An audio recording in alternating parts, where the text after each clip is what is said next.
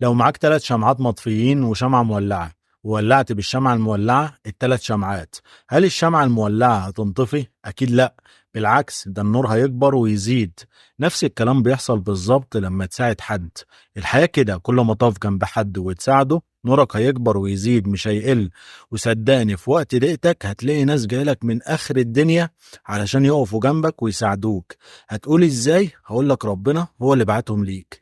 النبي صلى الله عليه وسلم قال: والله في عون العبد ما دام العبد في عون أخيه. يعني كل ما تقف جنب حد وتساعده ربنا هيبعت لك اللي يقف جنبك ويساعدك لما تكون محتاج. وكمان النبي صلى الله عليه وسلم قال: من نفس عن مؤمن كربة من كرب الدنيا نفس الله عنه كربة من كرب يوم القيامة. فخليك دايما بتسعى انك تساعد غيرك لوجه الله، مش علشان اخوك ولا علشان صديق ولا علشان فلان، علشانك انت وعلشان رضا ربنا عليك.